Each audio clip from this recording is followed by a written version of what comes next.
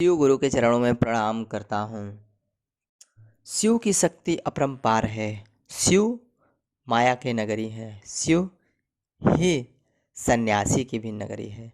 शिव भी शिवमय की भी नगरी है। तो आप किस रूप में शिव को देखना चाहते हैं? माया के रूप में, शिव की नगरी में, या शिवमय में, या शिव को गुरु बनाने में? किसमें आप सबसे ज़्यादा आनंदित और सुखमय होते हैं?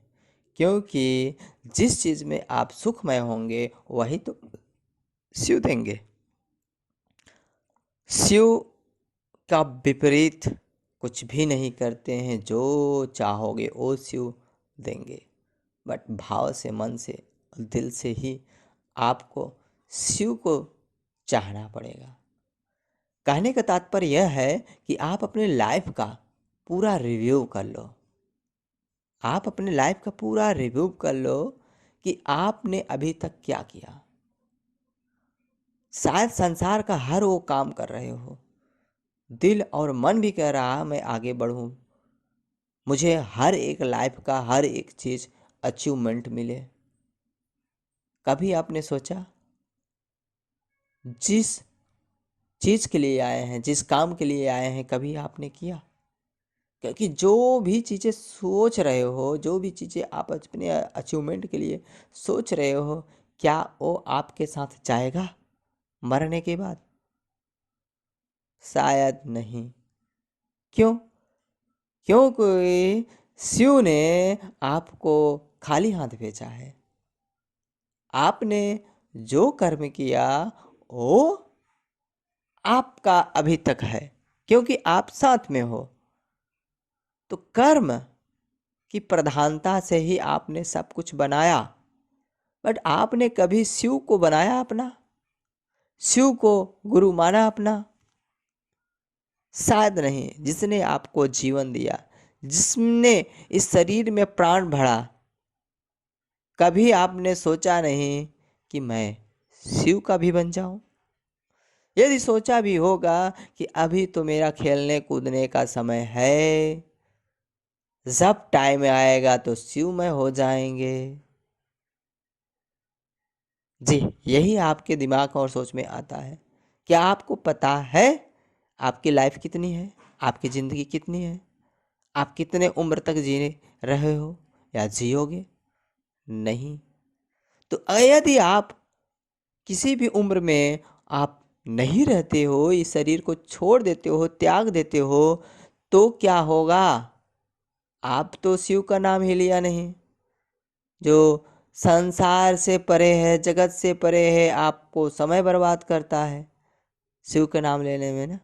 बाकी तो काम है। काम किसके लिए कर रहे हो? अपने लिए कि अपने सपनों के लिए? काम अपने लिए नहीं कर रहे हो। जो आप चाह रहे हो लाइफ में, जो आप सोच रहे हो, उस अचीवमेंट के लिए काम कर रहे हो। यदि आपने कभी अपने लिए सोचा होता तो आज शिव को अपना गुरु बनाया होता और शिव के लिए भी समय निकालना होता। अब सोचना आप शुरू कर दो, क्योंकि ये सारे सांसारिक मोह माया है। यदि आप शिव के लिए, अपने शिव के लिए आधा से 1 घंटा समय निकाल दोगे तो काफ़ी है।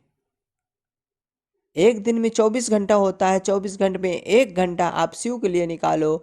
जो 1 घंटा 2 घंटा आपका टाइम वेस्ट हो रहा है, उसका दुगना तिगना रिटर्न कर के देंगे शिव। जो आप चाहोगे वो शिव बहुत जल्दी अचीवमेंट करा देंगे, क्योंकि उनके बिना एक पत्ता भी नहीं हिलता। तो आप क्या हैं? आप इस संसार में क्या हैं? उन्हीं के तो रचयिता हैं, और आप उन्हीं के गुणगान नहीं कर रहे हो। संसारिक मोह माया में जुट गए हो। आप माँ के कोख से लेकर पैदा होते हुए शिव का ही साथ था। शिव का साथ ना होता तो आप इस धरती पे ना आते। तो इसीलिए आपको शिव को गुरु बनाकर आगे बढ़ो। शिव को गुरु बनाने में बड़ा अनुभूतियाँ हैं, बड़ा दया है। शिव सबका सुनते हैं तो आपका भी सुनेंगे। तो आओ चले शिव की ओर, और यही कामना है कि हर एक पुरुष जन जन शिव की ओर चलें और अपने सपनों को साकार करें, इस जगत से छुटकारा पाकर उस जगत का स्थान ग्रहण करें, जहाँ से अपने कर्मों पापों पुण्य का लेखा जोखा होगा। तो आप घबराएं बिल्कुल मत। इसीलिए आपको शिव को अपना गुरु बनाकर हर एक काम करें, जिस काम से आपको संतुष्टि न मिले वो काम आपको शिव बताएंगे। उस काम को आपको न करो और शिव समाधान कर देंगे। बस आप अपने शिव को गुरु बनाए रखो, सदा साथ रखो, सदा साथ में रहें। तो कुछ इस तरीके से आप 24 घंटा में 1 घंटा निकालते हो तो काफ़ी है, और इसी से आपका कल्याण होना है। जितना आपका मोह माया है, जितना आपने अभी तक कमाया है, वो साथ में नहीं जाएगा, केवल आपका कर्म ही जाएगा। तो हम अपने कर्मों को अपना रास्ता बनाएं और चलते जाएं, चलते जाएं, चलते जाएं।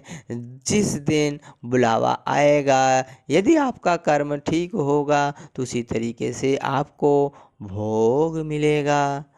तो कहिए शिव गुरु को प्रणाम। शिव गुरु हमेशा साथ रहे, सदा साथ रहे, आजीवन सदा साथ रहे। और ये जो मनुष्य का तन है, यह मनुष्य का तन पता नहीं कब तक रहेगा। मनुष्य का तन इस तरीके से नहीं मिलता।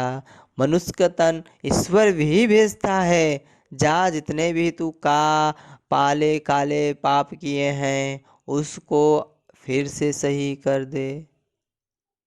इसीलिए अपने पापों को कष्टों को दूर करने के लिए यहाँ पर हम मानव तन पाते हैं। बट ये नहीं सोचते कि क्या ये जो कष्टों को पापों को नष्ट करने के लिए मुझे मानव तन मिला है, इसको उद्धार करना है, शिवमय करना है, और इन पापों को कष्टों को दूर करके आत्मा में नहीं आना है, मुक्त हो जाना है इन सब सांसारिक आत्माओं से।